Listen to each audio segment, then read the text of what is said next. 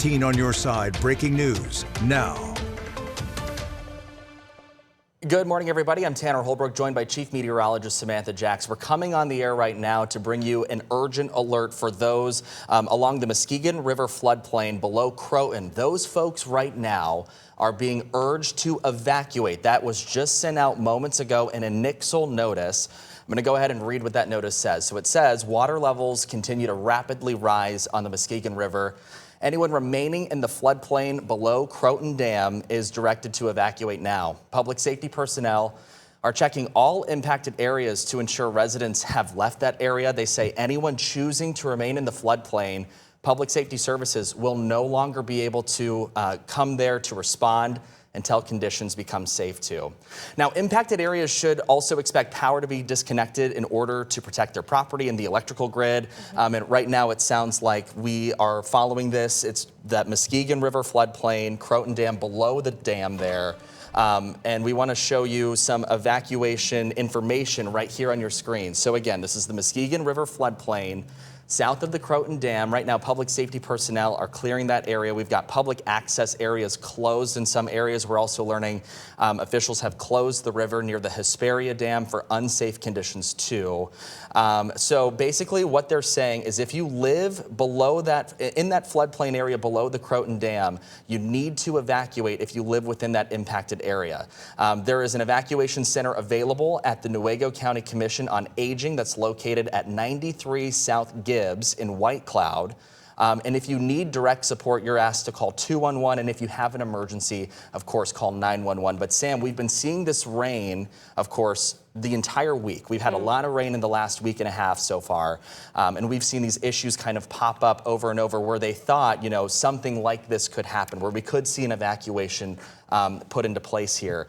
And of course, this is something that we've been monitoring. So I guess, what are you seeing on your end of the weather side of this? Yeah, so I just checked the current gauge levels right now, right? They're constantly updated, constantly being fed. And right now we're sitting at 12 feet. That pushes it into major flood stage. For perspective, Tanner, I updated a graphic at 7:50 this morning. They were only in moderate flood stage, and now they've pushed into that major flood stage above what was projected for the Croton Dam area. The other thing that's really important, right, when we think of a river basin, we always want to think about what is downstream from that location. So we have the Croton Dam, and then downstream from the Croton Dam is going to be Newaygo. So Muskegon River at Newaygo is going to be the next location downstream from that, because water is going to flow down. And so that's going to be another area that we will watch for projected increases in flooding rapidly and potentially faster than what was originally anticipated. That is something that's already being projected on some of my models here. Downstream of Newaygo is going to be Muskegon River at Bridgeton, right? So the water is going to keep flowing down. We, of course, don't have those immediate evacuation orders in those different locations at this point in time. These are all of the different flood reports that we have ongoing on our map right now. And so it is the portion of the Muskegon River currently located in southern portions of Newaygo County that we're watching really, really closely. And of course, right there along the Muskegon. This is a graph of the most recent and so what you're seeing here right now is the graph of the most recent gauge levels. It's a little bit difficult to read, but what you'll know is that our level right now is sitting at 11.8 feet. Flood stage, major flood stage, is at 12 feet. So it's really, really close to sitting at that spot. Regular flood stage is at 9 feet. So we exceeded that multiple days ago. It was actually not set to originally crest until closer to Friday night into Saturday morning, but we're already exceeding some of those projected statuses.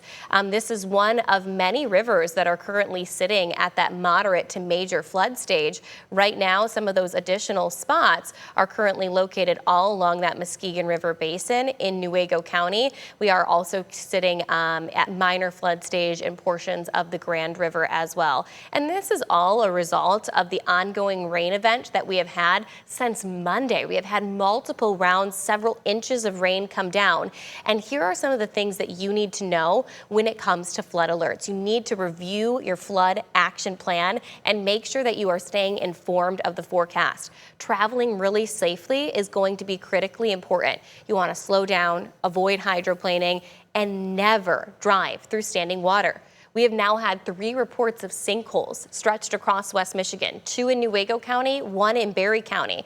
With that being said, 3 separate reports of sinkholes is one of the big reasons that we say that phrase, turn around and don't drown. Flash flood actions that we're going to watch closely. Waters rapidly rising. Calling 911 for life-threatening conditions. If you're no longer feeling like you're in a safe scenario or that you cannot evacuate yourself, we are asking you at this point that you call 911 to get help with those evacuations and finding higher ground immediately. And again, that important keynote, it's a little bit repetitive, but turn around, don't drown. There are little differences between different flood alerts, right? You have your flash flood watch, which means it's time to prepare. You have your flash flood warning, which means it's time to take action. Here are some of the different flood alerts that we have ongoing across West Michigan. In addition to all of our river flood warnings, we currently have a flood warning in general for portions of southern Oceana County, northern Muskegon County, Newaygo County, and Mecosta County. And then statewide, I mean, Tanner, we've been talking about this all week long. Statewide, we have flood watches. Why is that the case, right? Why are we seeing these statewide flood watches? Well, we have received an immense amount of rain just over the last 24 hours. Let's look at some of those rainfall totals that we saw. The numbers aren't perfect on this, I will say. We're struggling a little bit with this graphic in terms of the number data being correct, but I want you to look at the highlighted shades and then the bar across the top. Anywhere that you're seeing shades of purple, red, or orange, that's in excess of 2.5 to 3 inches of rain that's come down in just the past 24-hour period, right? So that is continuing to suppress our system. The ground can only handle so much. And look at our current radar at this hour. We have active moderate rainfall coming down all across West Michigan. This rain is anticipated to last until at least 2 o'clock this afternoon, at least in an isolated form. But this is the most widespread rain that we will see today. You can see the surrounding areas of us not showing nearly as much showers in the forecast region. So thankfully, we are going to enter into a drier forecast here soon. But another thing that I would be remiss not to mention is just our spring precipitation totals in general. I mean, just this season so far, so this is from March 1st through today, April 15th, through yesterday. We will add additional rainfall totals to this by the end of today. We have already received 10.5 inches of precipitation in places like Grand Rapids, Muskegon, 11 inches of precip. That is above 5 to 7 inches where we typically are sitting at for an average spring season. You start to factor this in, plus the above normal conditions that we received in terms of snowfall totals this past winter, and eventually those are starting to take a toll now on our river basins across West Michigan. But Tanner, for anyone who's just joining us, and can you give them a little bit of an update on what's going on? So if you're just joining our coverage right now, we're on the air breaking into your normal programming to tell you that officials have just now ordered those who are in the Muskegon River floodplain below the Croton Dam. You are directed to evacuate now. Let me give you a couple of areas that will be impacted by this, and this is coming straight from the notice that authorities sent across that area. So this would be the Leisureland subdivision in Bridgeton Township, Sycamore Flats in Ashland Township, 100th Avenue in Ashland Township, Old Women's Bend in Garfield Township, Anderson Flats in Garfield Township, Fright Hill in Bridgeton Township, Homesite Park in Bridgeton Township, River Ridge in Ashland Township, Bell Meadow Drive in Bridgeton Township, Devil's Hole in Brooks Township, and Cyril Street in the city of Newaygo. These are these areas that are specifically called out that officials are saying they are anticipating those areas to be impacted by floodwaters on the Muskegon River. Now, Sam was just walking us through moments ago why we're seeing all of this. Folks, I think we know why we're seeing all of this. We have had copious amounts of rain over the last several days. And right now, authorities feel at this point that those people in the areas that I have just named, so again, that would be the Muskegon River floodplain, and I know I'm saying that as a general area, but this would be south of the Croton Dam. You need to get out of that home that you're in, maybe you're there visiting or looking at the river, anything like that, evacuate that area in Newaygo County so you can stay safe. Again, we want to let you know that the public river access sites along the White River near the Hesperia Dam are also closed due to unsafe conditions.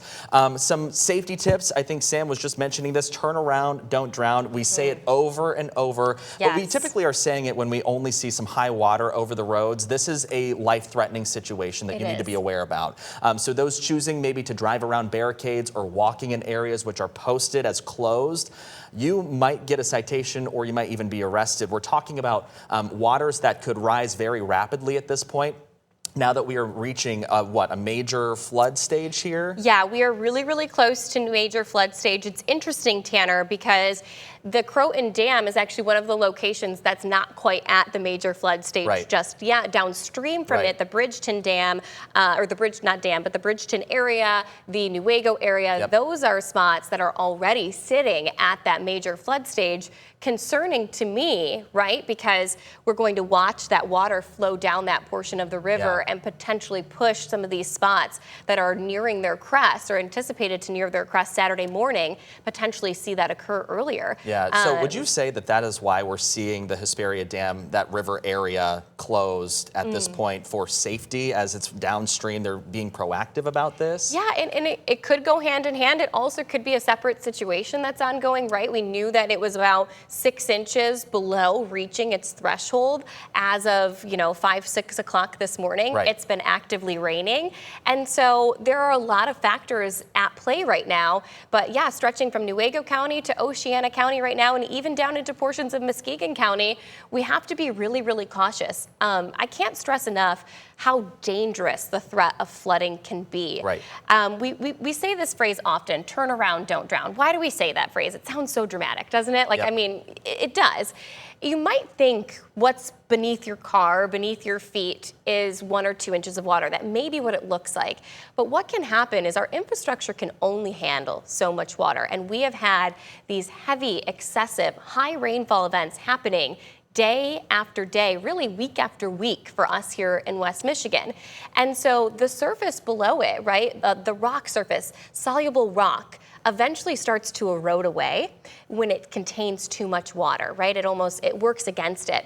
And that's where we're seeing some of these sinkholes pop up across West Michigan. And so we say turn around, don't drown, because what may look to only be several inches of water, several feet of water, and maybe you and that truck feel like you can get through it, that may not be the case. And so you have to be cautious, heed the warnings, do not be moving barricades and those sorts of things. Yeah, so here's some more information. And of course, we were mentioning earlier that the Hesperia Dam was closed as well. So of course, sounds like we got a couple different situations here. The White River, what's happening now, and this is from officials. It says local officials and emergency management report water conditions to rapidly rise on the White River in Hesperia. Water is currently flowing over the spillway of the Hesperia Dam, may soon begin to topple over the dam itself.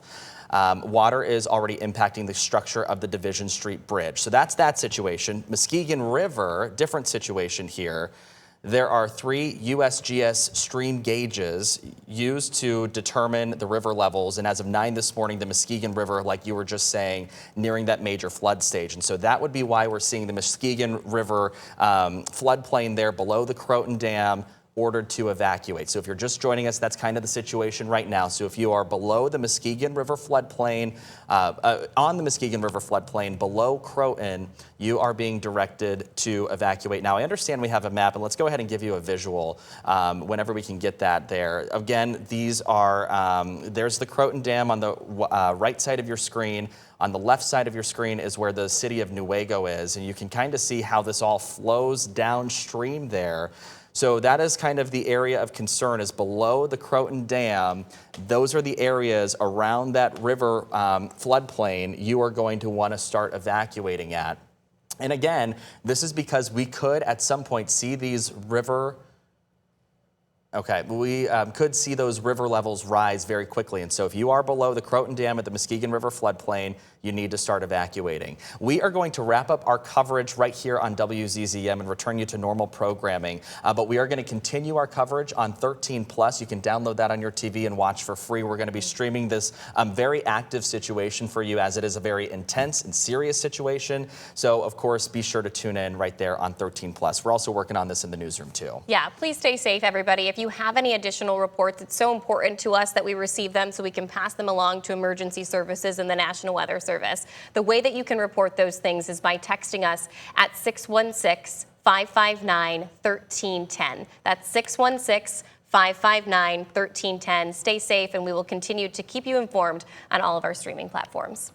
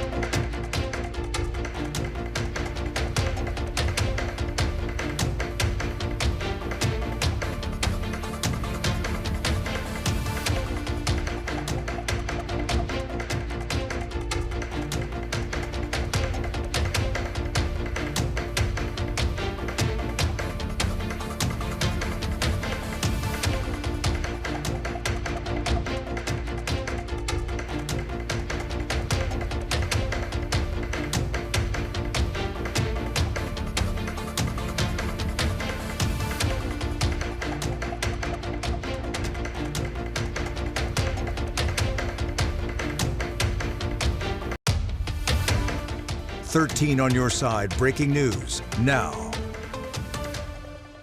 And good morning, everybody. We are continuing our coverage of an evacuation alert right now in Newaygo County for some folks there. Of course, we just wrapped up our coverage on the air on WZZM, continuing it now on 13+.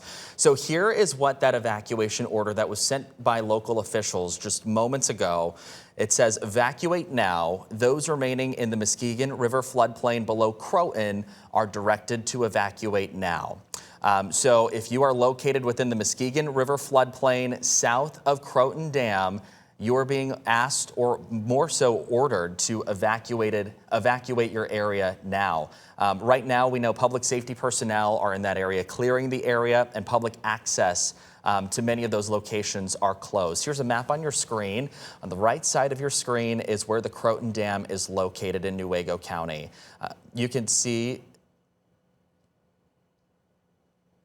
Okay, we can see the Croton Dam there on the right side of your screen, and then Newaygo on the left side of your screen, kind of how it zigzags down through that area. I want to bring in an official from the, I guess, the Sheriff's Office joining us live this morning. Thank you so much for being with us. I understand we have you by phone. What is the situation that you're understanding there?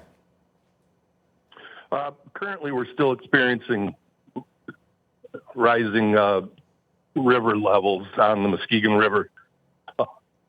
We don't know what the crest of that river will be yet, and we're experiencing several road washouts. Yeah, we're having trouble getting to people and getting people out of their residence. What we're asking is that folks leave their homes now if they are in any part of the Muskegon River floodplain. We are considering shutting off power to the area, and we will at some point be unable to respond to emergency requests because of the road conditions. So if we can get folks out now, they will be much safer. Yeah, and I want to go back to the two people you said you're trying to get. Are you meaning that you guys are in an active water rescue right now? Is that what you mean? No, sir. We don't have any active water rescues. Okay, just making sure that people can get out is basically your main message right now. Absolutely. The number of road washouts that we have now is concerning. Okay, so right now, I just want to kind of go back over, this is the Muskegon River Plain south of the Croton Dam. Considering right now shutting off power to the area, and you're saying those folks south of the Croton Dam need to get out of that area. And of course, I want to ask you kind of about how you guys have been monitoring this. What was the reason you guys pulled the trigger right now to issue that evacuation notice? Well, our emergency manager, Ms. Abby Watkins, is watching the river levels and also speaking with Consumers Power regarding how much water is coming out of the dams currently. We're watching the river levels and trying to estimate what the crest may be. But at this point, with the continued rain, we can't even get a good estimate as to where this river is going to crest. So we're just trying to be proactive here. I have Chief Meteorologist Samantha Jacks with me. She's got a question for you as well, Sheriff.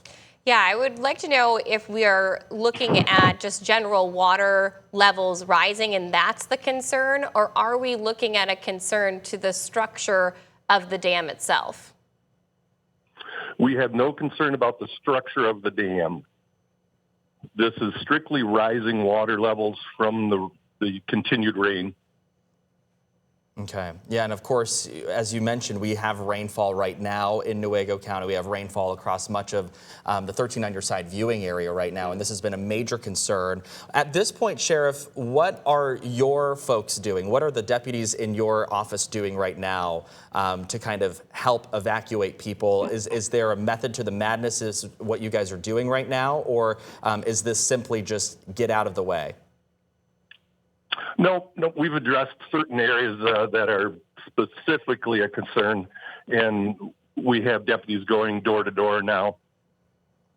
Deputies going door to door, okay. And of course, how I guess, how long does that process take, or how much manpower for your office does that take to go door to door and get everybody out? Well, we're using everybody that we have right now, along with the local firefighters. So what we're finding is a lot of people have left already. Okay. But Is there we're still trying to make contact. Is there something that the surrounding communities can do to help you all out? At this point, just getting the word out is the biggest thing. If they know anyone that is in the area, may need assistance, you can give our central dispatch a call. But the biggest thing is, if you're not in the area, stay out of the area. And just some thoughts and prayers would be appreciated. Yeah, you know, when we talk about an evacuation, obviously this is going to heighten some senses. It's going to heighten some anxieties for folks. You know, do you anticipate this going past, I guess, the Muskegon River floodplain at this point, or are you just monitoring that situation closely to see if you need to make additional evacuations? Correct. We're just monitoring it at this point. Okay. Anything else that you think is important for everybody to know at home right now as we are starting the evacuation of the Muskegon River area south of the Croton Dam there? Anything that you think that we didn't ask you think needs to be told to the public? Well, just a reminder, if you see a barrier across the road, you know, or water across the road, please do not try and cross it, okay? Mm-hmm. Absolutely. Well, we thank you so much for your time, and we are sending you thoughts, prayers, and hopefully some sunshine here pretty soon. Yeah, Sheriff Bob Mendham with the Newaygo County Sheriff's Office. We really appreciate you taking the time and giving us a call. We will hopefully be able to check in with you very shortly.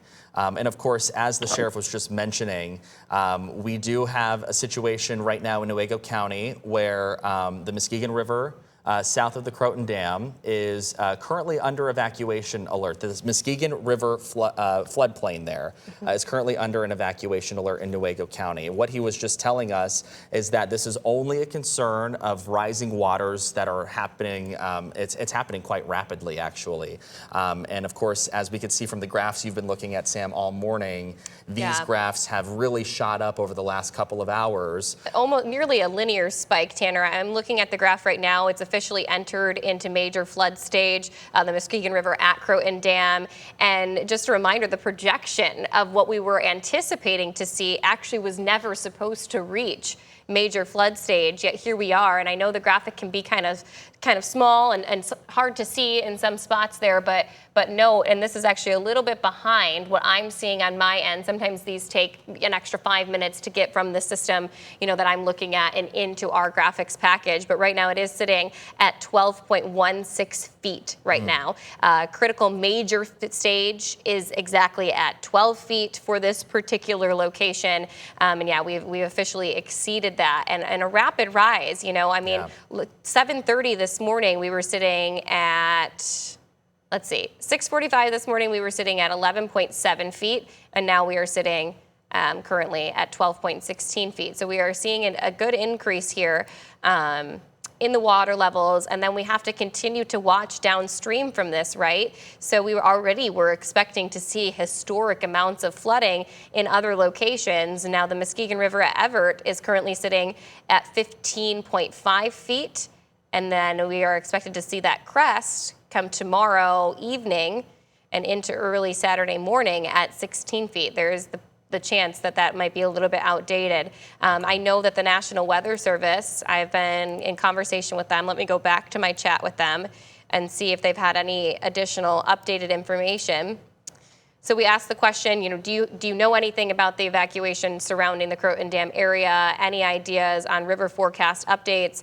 And their response was that they're in their forecasting process right now, and that new river forecast will be posted within the next 60 minutes here.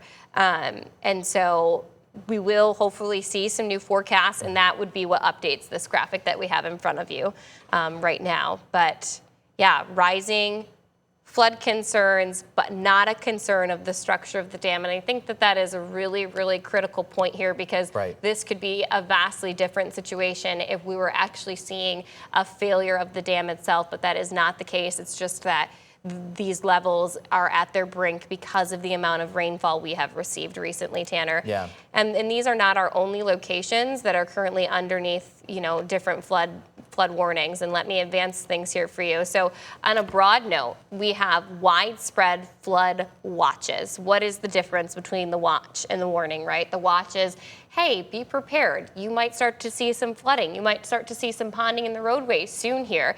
And then you have your advance notice, which would be that flood warning that is currently confined to southern Oceana County, Muskegon County, Newaygo County, and Muskegon County, right? And so we zoom in here. Embedded within that current flood warning, we also have river flood warnings, which are responsible for a lot of the spillage and a lot of the extra flooding that we are currently seeing.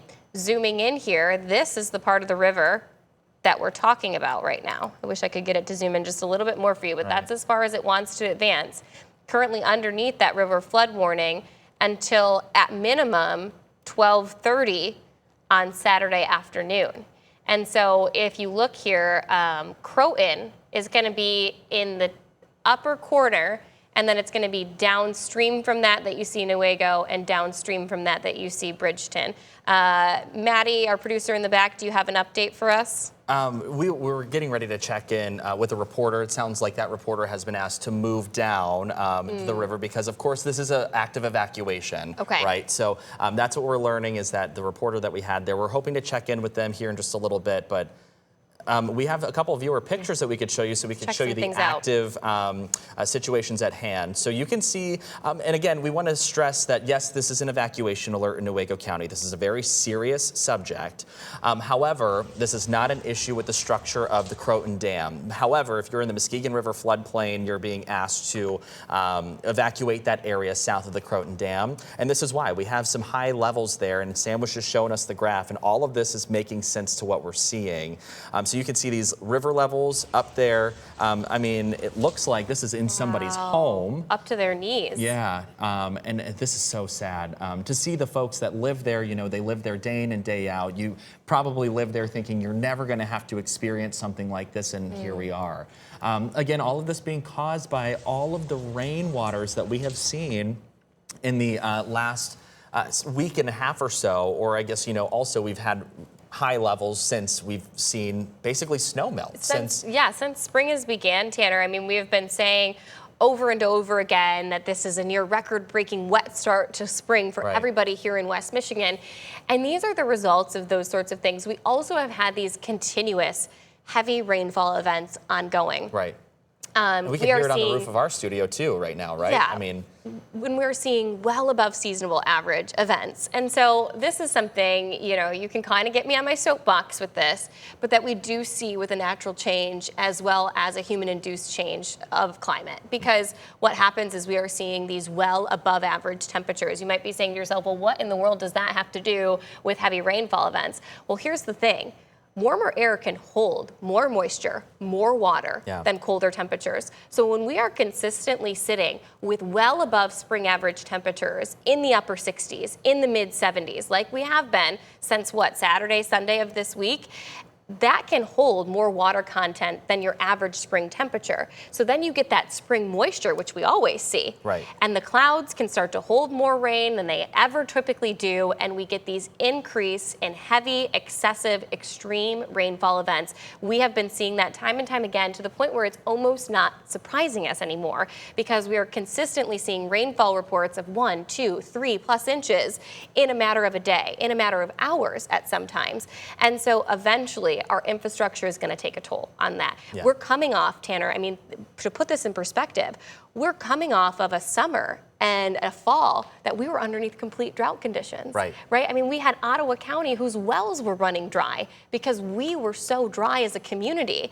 And just this spring, just the amount of rainfall that we have received in such a short period of time since March 1st, is causing this kind of damage across the area. Yeah.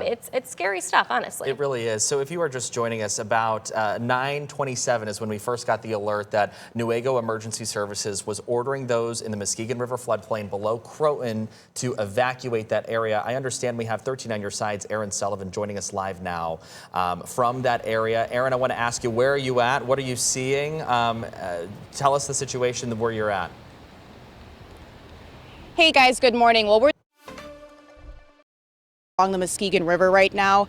We are at the downtown River Park. I know we've been asked to leave. We were a bit closer earlier, but we did kind of want to hop on here and talk about this evacuation. Like you guys have been saying, this is a level 3. I'm going to step out of the way so we can zoom in on the river down here. I know these river levels are rising very quickly. We were even in Hesperia this morning talking about just how much of a difference in just a day these levels can make. So we are here right now. Like I said, there's a level 3 evacuation notice. We are going to be calling dispatch after this to see if we can get a closer look, trying to give you all at home a better picture of what people are dealing with here.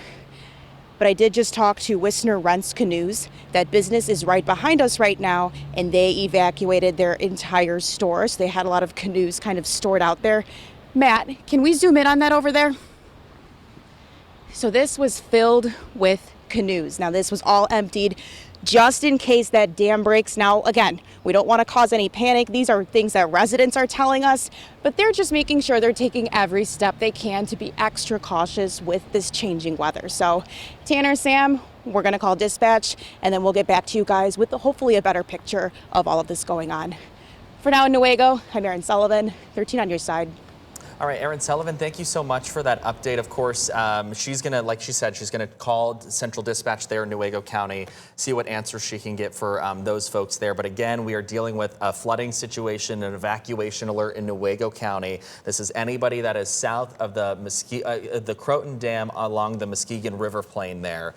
Again, we were just taking a look at some viewer pictures where we were seeing river levels go into someone's house, and it looked like it was about a quarter way up that one door that we were looking at. It looked like a kind of an outside door that was the river levels were growing there. And then you saw kind of the picture that Aaron was just showing us there along the river where the river was kind of coming up on the road there at the beginning, or I guess at the flood stage there. Let's take a look at that river live. I understand we still have that. And you can see exactly what she was just showing us. You can kind of see how it's spilling over the banks there, kind of approaching that sign. And of course, this is kind of a safety thing. You know, Aaron was down there kind of close to the signs there, and we're understanding that officials are now trying to get people back away from those signs. So Aaron's in a safe location reporting right now. She's again calling some authorities there in Newaygo County to maybe get some more answers as well. But again, I think the thing that we should take away from this is that the Croton Dam, the structure of it is fine. What is happening is that the river levels are rising so much and so quickly because of the rain situation we've been seeing. That's why we're seeing the evacuation alert in Newaygo County. So if you are still in your home along the Muskegon River Plain there south of the Croton Dam, now's the time to get out. Another caveat to this, and this is a little bit of good news, the sheriff that we just talked to a little bit ago was telling us that the folks along that plain, a lot of them have already gotten out. Yeah. And they're using their manpower and resources, the deputies there in Newaygo County, as well as some local firefighters there in Newaygo County, to go door to door knocking and making sure that everybody's getting out. And that they already have all of their resources deployed. And so, you know, help them out. You know, evacuate now before you are put in a serious situation and then have to use up their resources further, you know, because you didn't evacuate early enough. That's really, really key here. Another thing that can happen when we have these heavy rainfall events, not only flooding, but also we have video of a sinkhole that occurred earlier today. Reports came in around 4 o'clock this morning that there was a sinkhole. A car actually fell into the sinkhole, and there was residual water at the bottom of the hole itself. The good news is that reports are that nobody was injured from this incident, but I mean, look at these images on your screen. It almost, I think Dave Cackley said this, it almost looks like AI generated images because we just don't see it's real. things like this happen. But this is in fact real. Erin Sullivan went there, saw it with her own eyes. We've spoken to emergency crews since then, but just really, really scary stuff. There you can see the car being lifted and evacuated from the sinkhole. Really impressive that nobody was injured, thank goodness. But this is another example of that phrase, turn around, don't drown. We haven't spoke to the individual that went through this yet, so we don't know if there was sitting water on the roadways or if it was just that the structure of the road became so vulnerable because of the amount of rain that's come down over the last several days, and the sinkhole just came as their car went driving over it. That's details and information that we hope to be able to get for all of you going forward. Not to scare you, but just to give you that perspective of when there is sitting water on a road, you don't know how deep it is, and you don't know what the structure and the foundation of that road is below it. This is just one of several instances that we have seen across the state of Michigan, right? We have the Sheboygan Dam, who's the levee near there, I believe, is what had some unstableness to it. The tunnel of trees in Michigan. We saw a washout there. The bridge itself collapsed. I mean, such a popular tourist destination here in Michigan, and a lot of what's happening in northern Michigan is in conjunction with the amount of snow they've received. In addition to that, the ice storms that they've had. So just a lot jam-packed in our forecast right now. I think when we think of rain, we think of like, oh, it's just rain, right? This is the time when rain turns serious. Oh, our grass is growing. Right, exactly. It's spring. We are used to the spring showers bring May flowers, right? This is when it all turns serious here. And again, this goes to show just how powerful our weather that we receive in West Michigan can be. Again, there is pictures of the river that we are talking about, the river in question, the Muskegon River area south of the Croton Dam. You can see just how the flooding has already started to take hold with this home. And this is what I was talking about earlier. It looks like several inches of standing water inside that home. I believe this is actually the location where Erin Sullivan was just at moment. Erin actually sent that picture into us, so that makes sense. And you can kind of see where the river levels are growing in that area. So again, if you are just joining us, about an hour ago, we received a notice from the Newaygo Emergency Services just saying that those south of the Croton Dam and the Muskegon River floodplain, again, below the Croton Dam, ordered to evacuate. We were just talking with the sheriff not long ago. He was telling us good news. Everybody, a lot of the people along that area have already started to get out. But if you are still in that area, again, this is Croton Dam, south of that, so you can see downstream. I keep saying south. I should be saying downstream. But again, Newaygo County there, and you can see where it runs into Newaygo there. That's kind of the area that we're talking about. And I'm going to pull up the information that I had just started to talk about when we were on TV earlier, on WZZM earlier. So I want to list off the areas impacted. So if you are in any of these areas, you need to start evacuating, because this is what officials in Newaygo County are saying. Anticipate the following areas to be impacted by floodwaters on the Muskegon River: Leisure Land Subdivision in Bridgeton Township, Sycamore Flats in Ashland Township, 100th Avenue in Ashland Township, Old Women's Bend in Garfield Township, Anderson Flats in Garfield Township, Fright Hill in Bridgeton Township, Homesite Park in Bridgeton Township, River Ridge in Ashland Township, Bell Meadow Drive in Bridgeton Township, Devil's Hole in Brooks Township, Cyril Street in the city of Newaygo. The following roads are closed due to washouts or water over the roadway as of 3 o'clock yesterday: Division Street Bridge or Maple Island Road in the village of Hesperia, Lee Avenue south of Lake Drive in Sheridan Township, there's a culvert failure, Osborne Avenue south of 32nd Street in Dayton Township, Ramshorn Drive south of 32nd Street in Dayton Township, Luce Avenue north of 32nd Street in Dayton or Sherman Township. It kind of straddles that area. Comstock Avenue near Adams Street in Denver Township, Baldwin Avenue between Baseline and 8th in Sherman Township, 112th Street between Fitzgerald and Dickinson in Bridgeton Township, and Bridge Street Bridge in the city of Newaygo. Again, those are the areas that officials, so the emergency management folks there in Newaygo County, are saying need to either get out of the way, or there could be a washout or some sort of issue over the road there. Those roads that I just read, those are going to be the washouts or water over the roadway. But the subdivisions and specific areas that I just mentioned before those roads, that is what needs to happen, where you are starting to get out of that area, and that evacuation needs to start. So they are again monitoring the Muskegon River. They are expecting to see major flooding on the Muskegon River, with river levels cresting over the next couple of days, so anywhere between Friday and Saturday. That's why we issued the weather impact alert for Saturday. And then, of course, you need to expect flooding conditions. And this is what they're saying on this push alert that they sent, the Newaygo County Emergency Services folks did.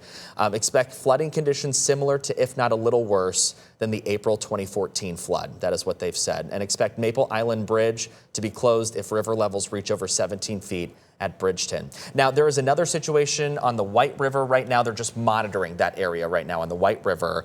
And of course, they're asking you, if you live along the White River, be prepared to take action, because that is another river they're monitoring very closely right now. And that's near the Hesperia Dam, if I'm correct, right? I believe that's correct. And so that straddles between Newaygo County and Oceana County, and then it would be, again, downstream from that, that we will watch, again, for additional issues. This is actually a live camera that we have over the Hesperia Dam that we've been monitoring really closely. You can see the water levels have actually completely submerged what typically would be, I believe, an area you would stand on to be able to watch and fish off the dam. Here's what they're saying. Sorry to interrupt, but here's what they're saying about the White River. Local officials and emergency management report water continues to rise rapidly on the White River in Hesperia.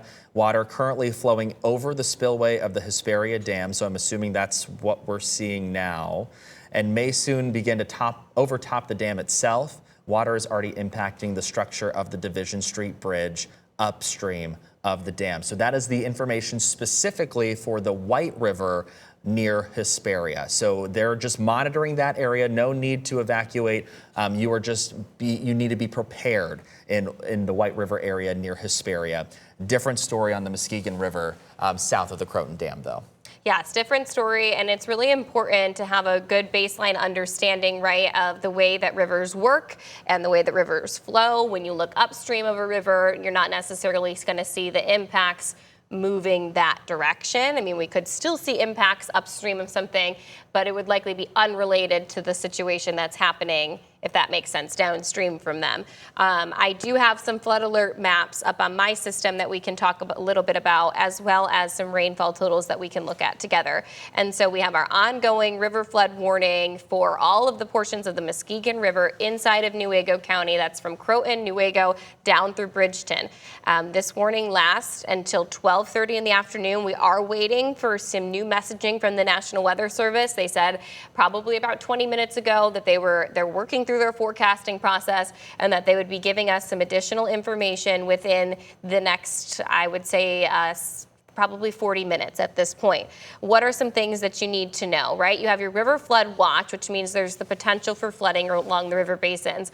A lot of the areas, though, right now that are underneath the river flood warning means moderate to high impacts along those river basins and streams, which is exactly, of course, what we have ongoing across the area right now. And I want to show you here a look at some of the continuous rainfall that we've seen, and this is just over the past 72 hours, okay? So let me put some numbers on here for you. Anywhere you're starting to see the darker shades of orange and yellow and red, that's nearly 5 inches of rain in northern Newaygo County. Let's click just a little bit to the south of it. See what we get. 4 inches of rainfall there. If we look in northern Muskegon County, they've had 5.5 inches of rain come down in that location over the last 72 hours. Northern Kent County, 3 inches of rainfall. Another area that we're watching is going to be Comstock Park. It's projected right now to reach at about 17 feet. Their historic rate in Comstock Park was just over 17 feet. So we're going to be getting really, really close to that by Saturday morning. And then lastly here, just some additional rainfall totals, 3.5 inches in Ottawa County, 4 inches of rainfall, southern Ottawa County, northern Allegan County.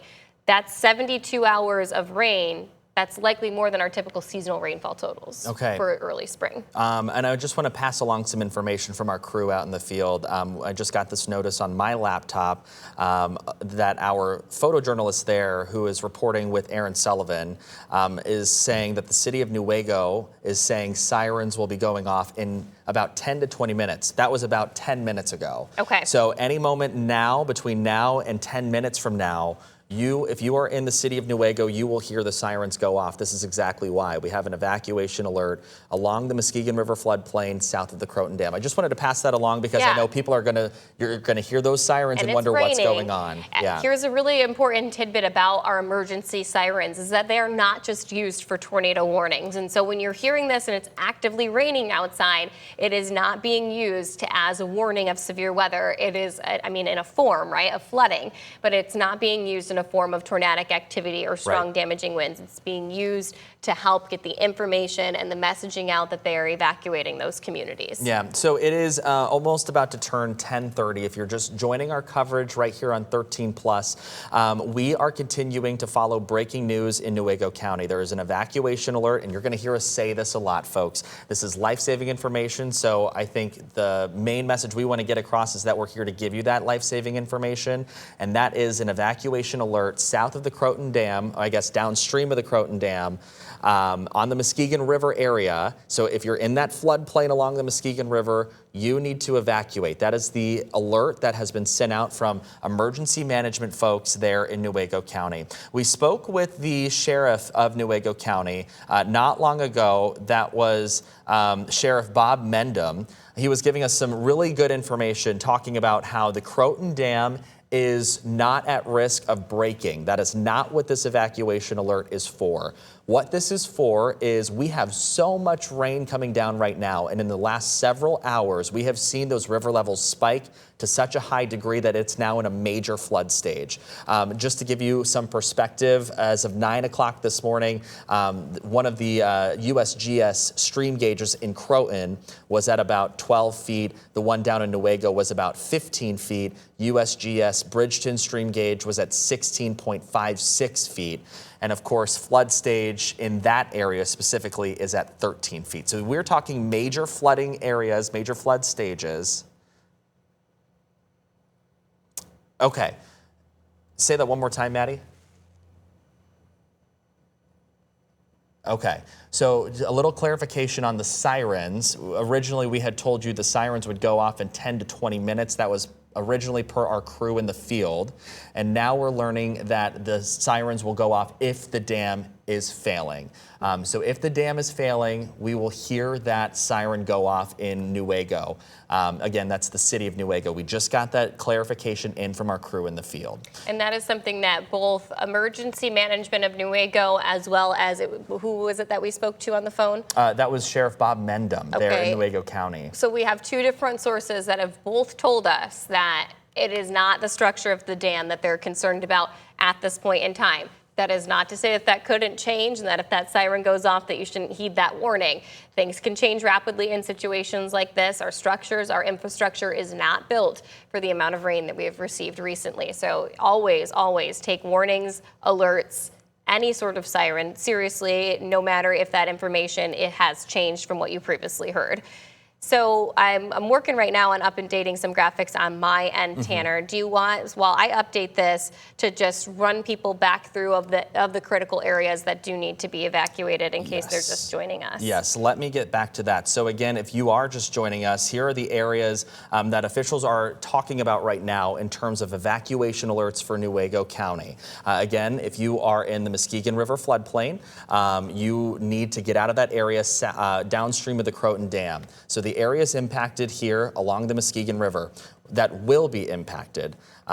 Leisure Land Subdivision in Bridgeton Township, Sycamore Flats in Ashland Township, 100th Avenue in Ashland Township, Old Women's Bend in Garfield Township, Anderson Flats in Garfield Township, Fright Hill, Bridgeton Township, Homesite Park in Bridgeton Township, River Ridge in Ashland Township, Bell Meadow Drive in Bridgeton Township, Devil's Hole in Brooks Township, and Cyril Street in the city of Newaygo. Those are the areas that officials anticipate that will be impacted by the floodwaters on the Muskegon River. Again, the Croton Dam is fine. The reason we are seeing this evacuation alert go into place in Newaygo County in those areas and along that Muskegon River floodplain downstream from the Croton Dam is because we have those high river levels rising so fast because of all the rain that we've had. You see a number down at the bottom of your screen. You can always text us at 616-559-1310. Please, if you have any videos or pictures or you're going out to take some,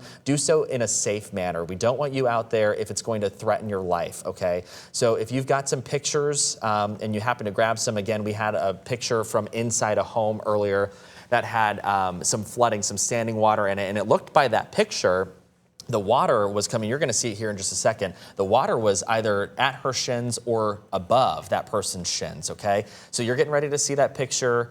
I believe it's the one right after this. Here's a video. Yep, right there. And you can just see how high the water is in that person's home, which is so sad. And I would imagine that's not the only home being impacted by these floods there in the Newaygo County area. The other thing that we want to mention too is that the Muskegon River is expected to crest possibly Friday. It could even spill in over to Saturday. Right now, we are waiting on the latest forecasting from the National Weather Service. Last check-in was about probably 25, 30 minutes ago with them. They said at that point they would have an update in 60-ish minutes. And we are expecting flooding conditions, officials are there in Newaygo County, to be either similar or a little worse than the April 2014 flood. So we haven't seen this type of flooding in that area for about 12 years. Yeah, it's been quite some time. Yeah. Here's what we currently know right now about the status of the current flood levels along the Muskegon River. So right now we have Bridgeton, who is actually still in moderate flood stage. It hasn't pushed to major flood stage yet, sitting at 16 feet. We have Newaygo sitting at 15.7 feet. Newaygo is not expected to crest until Saturday morning, very, very early morning hours, at around 18 feet. Then we have the Croton Dam, which actually, this is what the National Weather Service, when we say they're working on something, this is what they're working on. The Croton Dam is currently sitting at 12.16 feet. It is actually anticipated to crest at 11 feet on Saturday. So you can see that's some outdated information that now they're working on a new forecasting process to come up with better projections in terms of what's going to happen with the cresting as we head into Saturday. But we've already pushed into major flood stage, only forecast at this point to go into moderate flood stage, right? So the National Weather Service is working with the latest information that we've got, as well as the latest rainfall totals that we've received, and moving forward from there. Everett is currently sitting at 15.5 feet, and its crest is set to hit 16 feet on Saturday. So again, this information isn't perfect. It does show us exactly where we're at currently. It also shows you what flood stage is. You can see we are well above flood stage in all of those locations listed along that portion of the Muskegon River. And then of course, when it is anticipated to crest overnight Friday and into Saturday, those are the numbers that we're going to see an update to from the National Weather Service here shortly. You know, we were looking at that graph earlier that you had shown, just kind of the juxtaposition of 6 a.m. earlier this morning versus now at 10:36. Yeah. And I think that's really the telling picture here, is that is how quickly this situation can change. Also, information can change very quickly. Every time we get into these breaking news situations, things change very quickly and very rapidly. Right. And that is why we have reporters out in the field right now looking at this information. Not only that, but also checking on the river itself and making calls to get you the latest and updated information. So let's get out to 13 on your side's Aaron Sullivan, who actually just had to move again. Aaron, good morning to you. What are you seeing out there right now? Hey Tanner, good morning. No problem with moving at all. We know everyone here just wants everyone to stay safe. We've seen a lot of Newaygo residents coming down to the river to get a good look at the flooding because they know a lot of people along the river are going to have to evacuate. So we did hear from people who said if people are crossing the cones, any barricades that are up telling people to not trespass, if they are found by law enforcement back there, you could get fined. So something to keep in mind. If you are wanting to see the flooding right now, definitely go from a bridge. We're actually on a bridge right now on West Star Road. So definitely make sure you're staying safe. don't get too discouraged if people are asking you to move. At the end of the day, we just want everyone to stay safe. Now, what we're looking at over here, obviously, is the Muskegon River. I even want you to zoom in, Matt, on that pipe over there. That's just all of the runoff from nearby areas. I had one resident come over to me, and she's like, hey, if you guys go live and show this, you've got to zoom in on this. She is one of the neighbors over here near West Star Road, and she said she has not seen something like this in more than a decade. So a lot of residents are extremely curious as to what this means for them.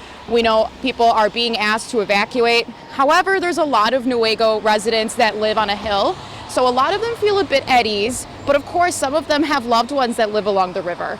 I even spoke to a business owner who was evacuating his business. He has a canoe rental business, and in the back of his business he has dozens of canoes that always sit out, but he said, we got to put these inside just in case anything happens. He doesn't want those to float away. Now, like Sam and Tanner have been talking about the statistics of this, but we even had 13 on Your Side's Micah Cho live last night at the Hesperia Dam. I know that's not where we are right now, but it really goes to show just the difference 24 hours can make, because we were talking to a gentleman there who's been monitoring the river, and he said even overnight the level has gone up significantly. So this is definitely rapidly changing. Again, we are here in Newaygo. If you're just joining us, we have been driving all over Newaygo County this morning. Tons and tons of closed roads due to flooding. So even if you're not coming over towards the Muskegon River area, that's something you need to look out for. Even we were just in Fremont, there was a sinkhole. So there's a lot of action going on here in West Michigan today, but one of the key things is make sure you're not getting too close to the river. If you're asked to evacuate, please be safe. Listen to law enforcement. We've been talking to Newaygo County Dispatch about what exactly we should be doing in terms of bringing you this news. And they said make sure you are at an elevated place, looking at the river, and not getting too close just in case of an emergency. And as always, you don't want to be fined or cited for getting too close. So just a few things to keep in mind. If anyone has any footage of flooding, it's also something you can send to our station. We'd love to share that on our streaming platforms and on air, just to keep people informed over here as to what exactly Newaygo County residents are experiencing right now. But our photographer, Matt Main, and I, we are going to be walking around Newaygo trying to ask residents what their plan is in case they do have to evacuate. But like I said, one of the residents who I talked to earlier said she hasn't seen something like this in more than a decade. So definitely something crazy that they're seeing over here. They're not used to all of this flooding. So we're going to be talking to them, seeing what their plans are, and hoping that everyone is staying safe. For now in Newaygo, I'm Erin Sullivan, 13 on Your Side. All right, Erin, thank you so much. We're going to check back in here soon. Of course, she's reporting right there along the river. She's now above the river looking down. And in that shot, you really could see the flooding approaching some of the trees that I presume are in the water there, and just how high those river levels have risen. And also you have that bridge that goes across the river there that we could see in the background, just how close the river is to that bridge. Stunning images along the river. Again, if you are just joining our coverage, it's about 10:40 this morning. Evacuation alerts now in place in the Muskegon County, Muskegon River, that is. So the Newaygo County is where we're at. Muskegon River Floodplain, downstream of the Croton Dam. Let's get to the Bridgeton Township Supervisor, Jason Mansfield. He's joining us by phone right now. Jason, good morning to you. Thank you so much for being with us. What is your understanding from your perspective there in Bridgeton Township of the situation at hand right now? That water's coming up rapidly, and evacuation orders. Okay, it sounds like we're having a little bit of feedback, so bear with us as we continue to talk to Jason here. So again, these evacuation orders are in place. What is your crew doing or monitoring right now as this situation is happening?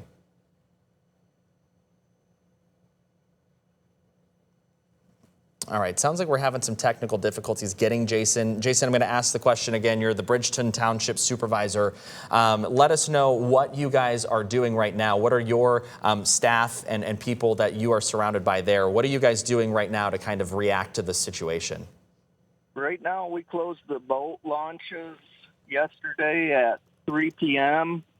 The county's handling all the evacuation. Okay. And so when you guys, of course, you're a township there along the river. Can you talk about when these county alerts come in. So there's an evacuation alert on the table right now. Can you kind of talk about how you guys enact your action plan there in Bridgeton Township? It's basically everything's handled through the Newaygo County Emergency Services. Okay. And then what do you understand about the people in your area that live along the river? Do you know if people are still in their homes? Are they working on getting people out? What's the situation there? I think people are taking it pretty seriously. A lot of people see that it's going to be pretty severe and worse, could possibly be the worst on record, and are moving to higher ground. What are some of the things that you all are seeing and experiencing out there besides just the water rising? Like, what are some of the impacts that are resulting from that? We're getting a lot of debris floating down the river. Yeah, and that would make sense as to what we've been seeing over the last couple of days, especially with the storms over the weekend or over the last couple of days, pushing tree limbs possibly, or maybe even trees into the river. I want to ask you too, because you were mentioning we are going to see possibly some of the worst flooding in that area since 2014. Were you around in 2014 in that area to be able to see the impacts? And talk about that. What was that like? I didn't live in that area, but I can remember it. Yeah. I was raised in Hesperia and Fremont area. I just remember a lot of roads being flooded and a lot of people affected. Yeah, it affected how? What do you mean by that? Well, having to leave their home and homes being flooded. Yeah, I mean, so sad situation. If there are people in that area that might be in that area, maybe down toward the floodplain there of the river, what is your advice to them right now? Is there a number they can call to get resources with your township, or a number with the county they could call to get resources that you know of? Everything's going through the county at the present time. We do not have our own fire department. Okay. Or police department. We're just a small rural township. Is there anything that the community in general could do, outside communities even, to help you all support you through this time? At this time, just expect people to follow the evacuation orders. Are there any specific routes? So if you are in, Bridgeton Township there, are there any routes that you would recommend people taking to evacuate at this point? At this time, I would just recommend the main roads most as possible. There's a lot of closures throughout the county I've seen. Yeah. Can you name off some of the closures off the top of your head to make sure that people know what to avoid when they're getting out? In Bridgeton, there was a spot on 112. I'd have to pull the map up. 112 between Fitzgerald and Dickinson is closed at the present time. Okay. And then I think that's the only closure in our township. Okay. Gotcha. All right, well, I'm we sure thank you. It won't be long, and South River Drive will probably be closed, if I had to guess. Okay, yeah. And of course, while we have Jason on the phone here, we want to mention the areas impacted that the county has specifically named. This would be the Leisureland subdivision in Bridgeton, also the Homesite Park area in Bridgeton, Bell Meadow Drive in Bridgeton as well. Are those areas pretty close? I would assume they're pretty close to the river, but can you kind of give us an idea of what those areas look like in relation to the river? They're really low, close to the river, and the river's just growing into the areas. Yeah. Okay. And then what are you doing? Do you live in one of those areas? Are you working on getting out of that or evacuating that area or anything like that? No, I do not live on the river, so. Okay. All right. Well, Jason, we appreciate your time this morning. Good luck to everybody in Bridgeton Township, but also in Newaygo County as well. We really appreciate your time. Is there any other things that you want to say to maybe the folks of Bridgeton Township or Newaygo County as a whole as we start to learn of these evacuations there? Just stay alert and follow the orders that are given. Yep, absolutely. All right, Jason Mansfield, who is the supervisor there in Bridgeton Township located in Newaygo County. We appreciate your time. All right, let's go now to 13 on your side's Michael Martin. He's joining us live right now. Michael, good morning to you. Where are you at and what are you seeing? Good morning, Tanner. We are in Newaygo right now. We're at the Croton Dam. I'll step out of the way. It's right behind me. And we want to set the scene for you a little bit because we've heard a lot about this evacuation notice that's been put out for the area immediately around the river and around Croton Dam. This is above the dam. So when we're talking about the areas around Croton Dam being evacuated, the officials saying it is time to go now. Right now, they're talking about the portion below the dam. So what we're seeing now, this really isn't the area of concern. We are right now in the parking lot of a gas station looking at Croton Dam, and the people that work here, they live right around here as well. So they've been stepping out and looking at their docks, looking at the boat launch just across the lake. And Jake, I'll have you take a look at that boat launch. It's what they have been stepping outside the gas station to look at. They say that the docks over there, that's kind of how they've been marking the water levels rising. They say that if you look closely, that water is getting awfully close to eclipsing that boat launch and the dock and coming onto land. Now, again, like I said, this isn't the area that they are concerned about. They're able to let water pass through that dam, so it's not really where they're worried about the water coming onto land and causing those flooding issues. That's going to be below the dam. Now, there is a lot of discussion in town about the power, because as it sits right now, most of the people in this general vicinity have their power. The gas station is still running, they're still operating. They've got folks coming in and out, still buying stuff. They say they haven't seen much of a police presence. We've heard that they are going around and asking the folks below the dam to get out, to evacuate. They aren't doing it up here at this point, but that power, it is still on, and they're worried, is there a point that they are going to turn it off? In that evacuation notice, they said that they are going to turn that power off. Consumers planning to turn power to a portion of residents below the dam to not damage the electrical grid. We haven't heard that they are planning to do that to the portion above the dam, but there is concern that either that could happen or the power could naturally be kicked off if we start to see storm damage or severe flooding damage. So we're going to continue to monitor this section. We will go down below the dam, at least where it's safe to do that, and check on the conditions. But if you're wondering, this is where things stand right now. And it isn't rapidly getting worse, at least from our vantage point above Croton Dam. So we will continue to check things out, check on conditions, and bring those to you. But for now, I'll send it back to you in studio, Tanner. All right, Michael Martin reporting live for us there, just above the Croton Dam. So below, downstream, where he is standing right now is where that evacuation order is currently listed for the Muskegon River Floodplain there. And you heard Michael just talking about the worry behind the electricity in Newaygo County.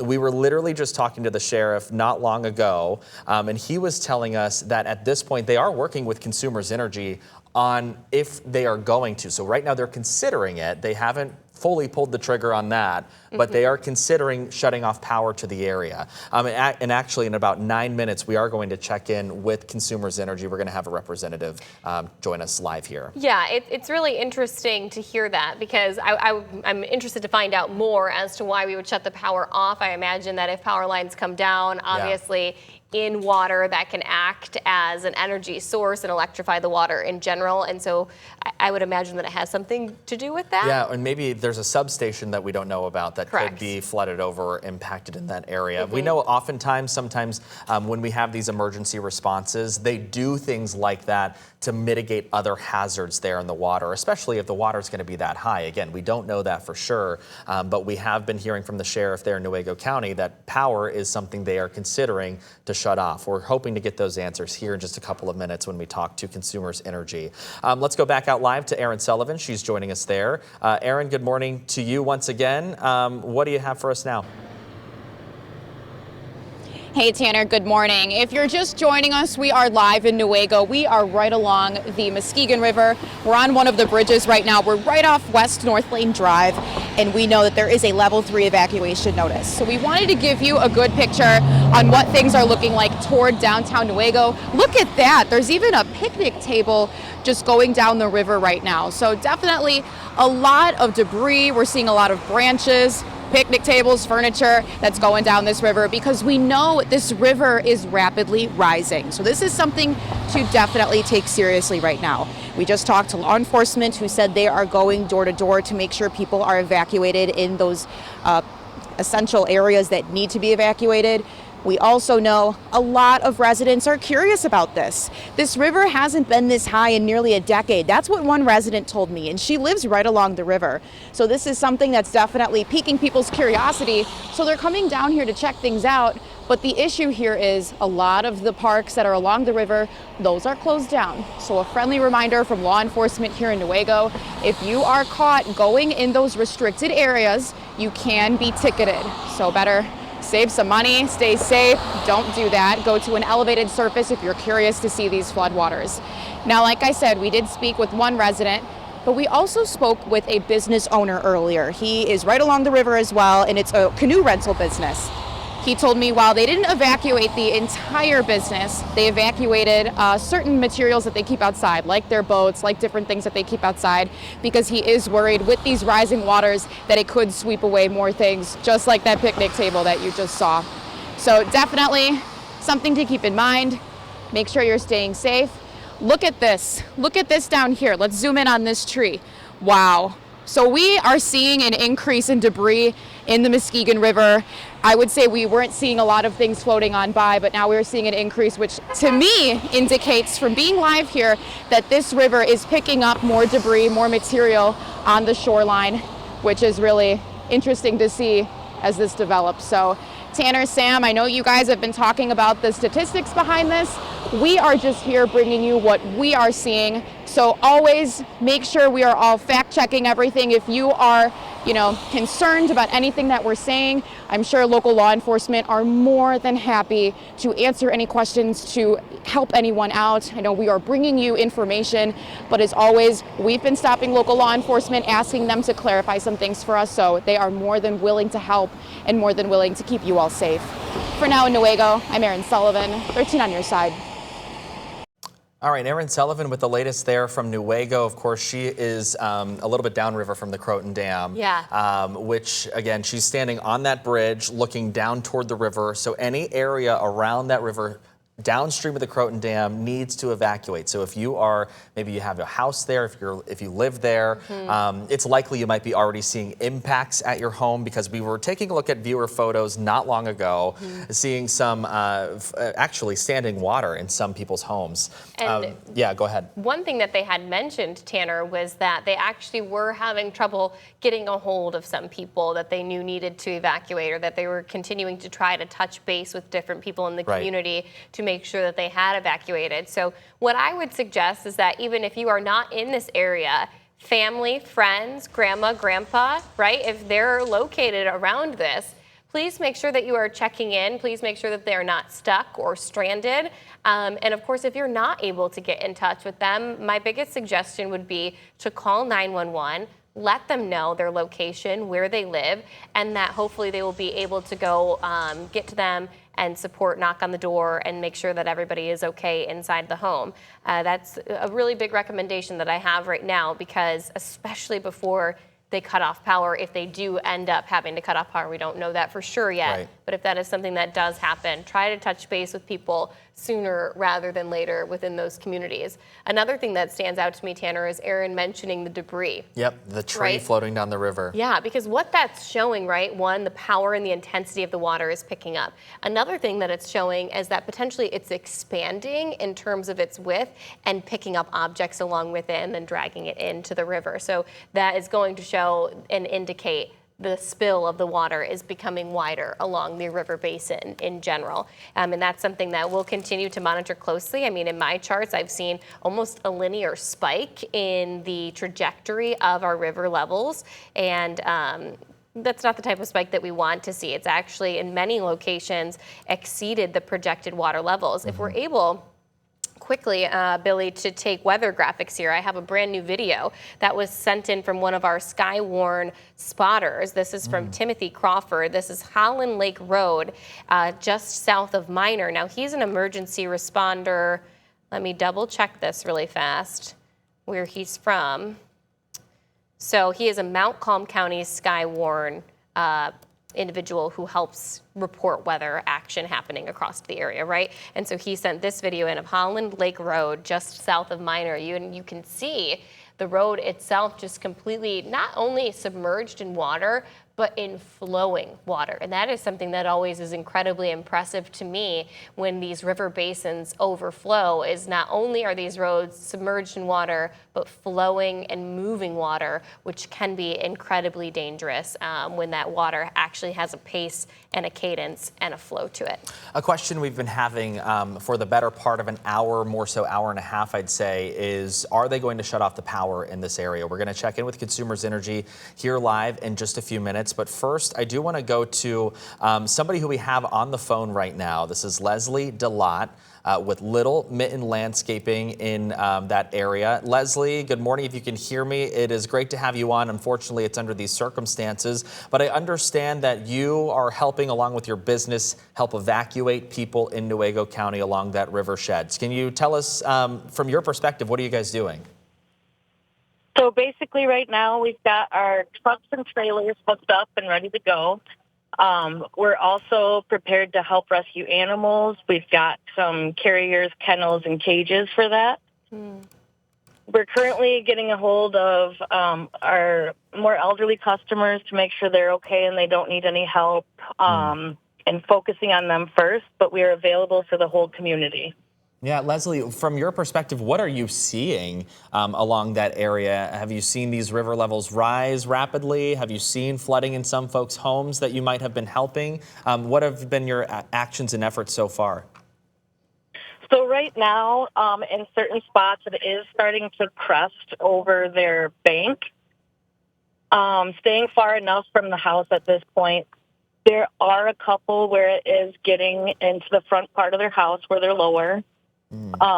We're just, going in, getting stuff up above the ground where it's safer. And I mean, it still might get wet, but essential items, people, animals, we're just really focusing on getting that out as fast as we can and to a safer place for them. Yeah, and we're offering our building to help store for right now and just doing what we can to get people out safely. Yeah, Leslie, thank you so much for, one, your kind heart for doing that with your business. I think that's going to be needed for a lot of people there in that area. Just for perspective, where are you at right now? Just so we can tell people, you just described what you were seeing. Where are you at? So we're over by the Pine Street boat launch, watching the water there.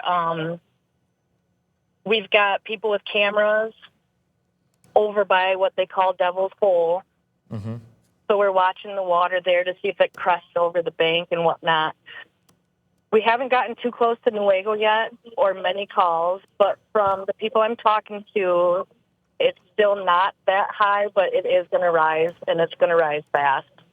Yeah, and for context for our viewers at home, Devil's Hole is on the list that the Newaygo Emergency Services folks sent out. So Devil's Hole is closer in the Brooks Township as the address there that they told us. So that is, down there a little bit closer to the city of Newaygo. And of course, that is one area we are expecting people to be impacted by if they're around that river flood stage area. Now, Leslie, I guess, how can people get in contact with you if they need help? Are you taking phone calls right now to those folks? I obviously don't want you to get flooded with, requests for help, but also I think it's important if you're going to help people, how can they get a hold of you? Absolutely, and no pun intended with the flooding part of calls, right? Yeah, yeah. They can reach us at 616-690-0523.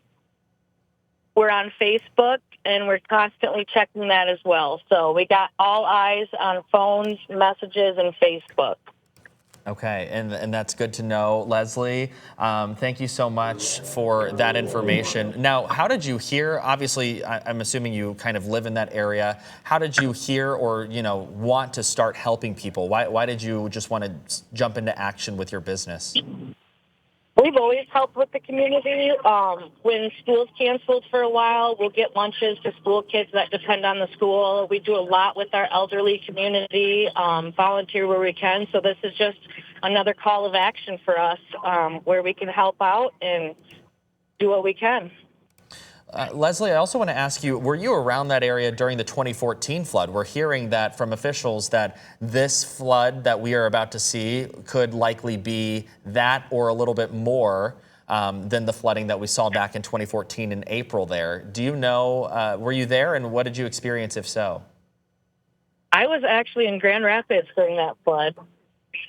So I really don't know what to compare that to be honest. Yeah, no, that's okay. Just checking to make sure, you haven't seen this before up there in that area. From who you've been hearing from, what are like the biggest impacts so far that you've been to the people that you've been talking to? They're just, I don't even know. They're worried about their stuff. They're worried about getting out, and you just don't know what to do. So I feel like they're impacted in every direction possible and trying to find the way straight. So we're trying to help them as well and organize it and just get them out. Yeah. All right, Leslie, anything else you want to tell our viewers right now, especially, as this is a life-threatening situation to many there along the Muskegon River floodplain? Anything else you want to say to everybody there at home? Yeah, we'll be offering this service all night and into tomorrow, so you can consider us a 24-hour emergency service. Don't hesitate to call out. We're not charging for any of it. We just want to help people. We'd rather them be safe than anything else. So we'll have our phones on all night. I've got guys available all night, and we're just here to help. All right, well, Leslie DeLotte, the owner of Little Mitten Landscape there along the Muskegon River, joining us live right now to kind of help folks, evacuate, not only that, move their stuff. She's offering a place to keep things, especially as, a lot of people probably won't have a place to put their things if they have to leave their homes, especially those really essential items. Leslie, we thank you so much for your time this morning. Something that you don't always think about, right? What are you going to do with your pets? What are you going to do? And that's what she mentioned. Right. Just really, really scary situations that are playing out for people right here in West Michigan. But heeding those warnings is going to be the #1 thing, and then using the resources around you that are available. Yeah, absolutely. Again, another thing we're going to be checking in on is the power situation. It's been a question that's come up over the last hour and 15 hour and a half or so. And we're going to check in again here soon with Consumers Energy. Basically, what the sheriff was saying is that they have been considering shutting off powers to those areas. At this point, we don't have a lot of context as to why, but that is something that they are considering at this point. But again, you're talking about this time when we've had severe storms, rounds of them, and now we're dealing with this flooding situation. And those folks, I'm tired, and we live in Grand Rapids, right? So I can't imagine what these folks are going through there, especially the ones that have to leave their homes. Absolutely, and the power concern was something that Michael Martin, our reporter, brought up, and I do believe that he is ready to give us another look at what he's experiencing, and maybe if he's spoken to anybody else. He is. Michael, good morning to you. What can you tell us? Good morning, guys. The conversation about power that you guys are talking about, it's the same one that people are having on the ground here around the Croton Dam. And we moved a little bit since we spoke to you guys last. We moved to the other side of the water to that boat launch that we were showing you from afar. But people are wondering that same thing. Is Consumers or the Sheriff's Department, are they planning to cut electricity to the area? We know that as of about 9 a.m. this morning, on the evacuation notice that was sent out from Newaygo County. They said that there were considerations that they were to cut power to a portion of the area below Croton Dam. Now, the explanation that they gave at that time was it would potentially preserve the electrical grid. So there could be some concerns there about the infrastructure. The conversations being had in the gas stations around the area that we stopped in, very similar. You know, they're concerned that they are going to lose power. At this point, they all have power, at least the folks that we've spoken to above Croton Dam. They still have customers coming in and out. They still had the delivery folks coming in to stock the shelves. Business as usual at this point, but they have that same concern. So we will, of course, continue working to find out whether or not that is going to happen, whether or not they plan to cut power to the area. But we have had a lot of people stop by just to get a look at the water over here. And just a reminder, this isn't the real concerning area, the area where they are evacuating folks at this point. We are above Croton Dam, so the concern for flooding is for the folks that are below that dam. But this is what the water looks like at this point. From the folks that I've spoken to, they said over the last 24 hours, the water levels have risen considerably, but this morning, not so much. They aren't seeing a rapid rise, at least above the dam. But it was interesting. The folks at the gas station I stopped in were using these docks at this boat launch as their marker for how the water was rising. They were stepping out back of the gas station every 10-15 minutes to look across the water, to look at these docks to see how much the water had risen. And at least this morning, they said it really isn't kicking up too quickly, but of course we are above the dam, so they're able to allow water to pass through. It was quite a sight when we drove past the dam. There were quite a few people that were stopped in the area and walking rather close to Croton Dam, and we know officials have recommended folks do not do that. There are a lot of Consumers Energy, I don't know a lot, but there were several Consumers Energy vehicles at the Croton Dam, so it's clear that they do have a presence there right now. What conversations are being had, unclear at this point, but we are going to continue checking in with them to see the latest conversations and decisions that they're planning to make in order to preserve the dam, in order to preserve the electrical grid functioning in Newaygo County. So we will continue to check out the area, see conditions as they change, and bring you any updates about the power or these water levels that we are watching. But for now, I'll send it back to you guys in studio.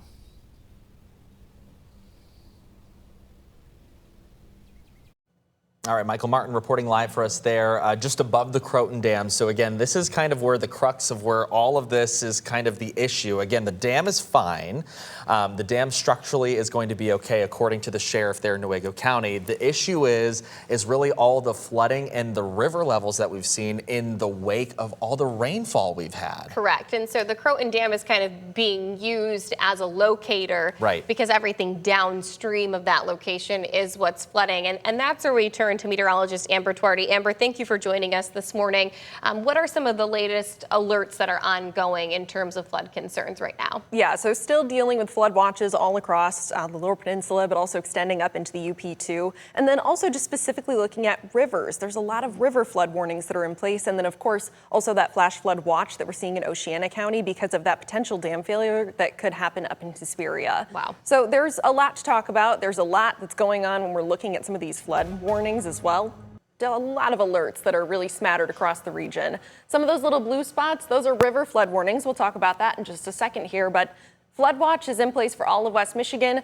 This will be remaining in effect through early tomorrow morning at 2 a.m., but still, it looks like a lot of those rivers could actually be cresting as we're heading into this weekend, possibly Friday night into Saturday.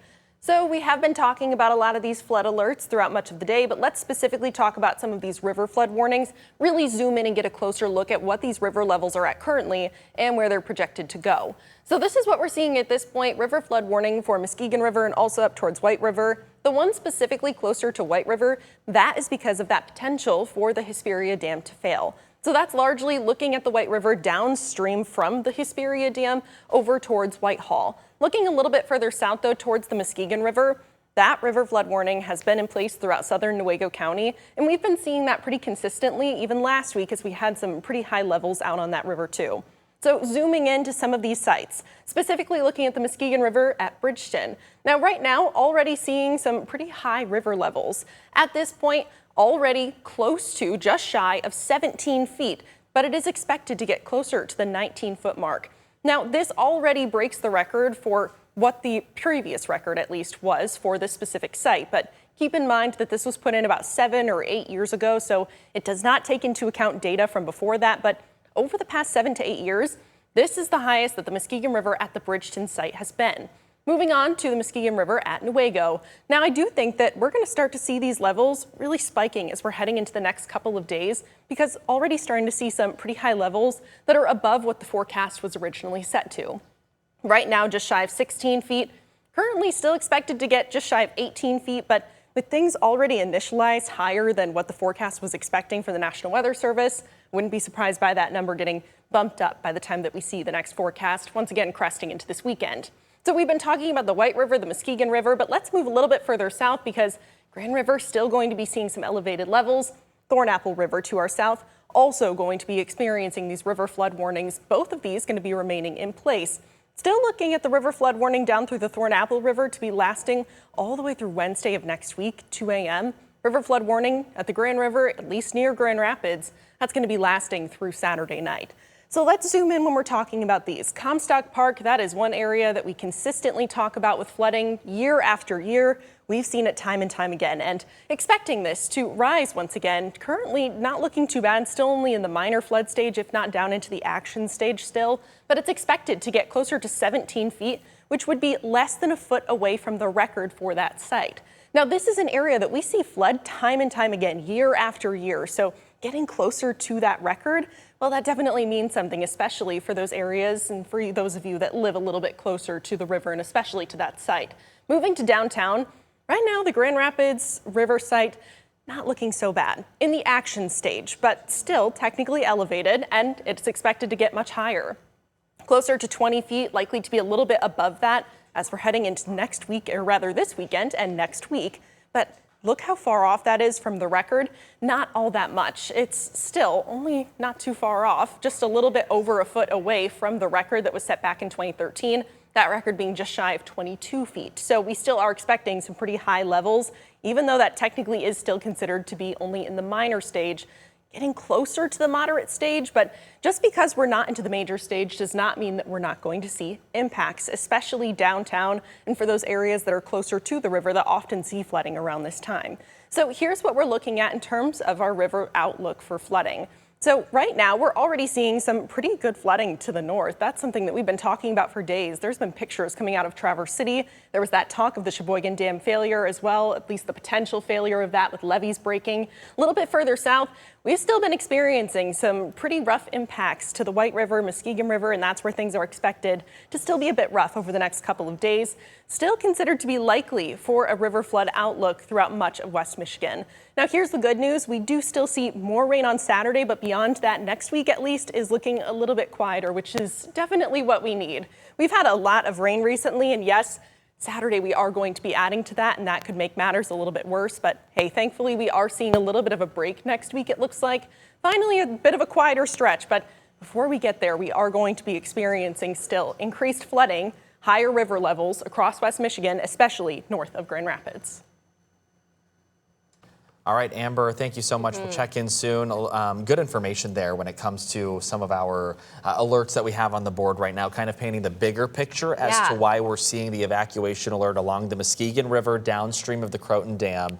And again, we are listening to the sheriff's office there in Newaygo County. They've been telling us that a lot of people have gotten out, but right now they are going door to door along that floodplain to make sure people are getting out and being safe. We also talked to another woman, Leslie, with her business, who is providing a place for people to be able to store their things who have to evacuate. As we already know, we've seen pictures We already know that people are seeing standing water in some homes already. So again, we're going to continue to watch this. We also have a really good video on what we say all the time, right? Turn around, don't drown. Yeah. We sound like a broken record saying it every time we have high water over the roads. And why do we say that? So this is a video shared from the National Weather Service of an example of why we don't drive through roadways that are flooded. So here this car goes. It moves into this, what seems like only a couple inches of water. And then you can see how quickly the car is being swept into the rushing water.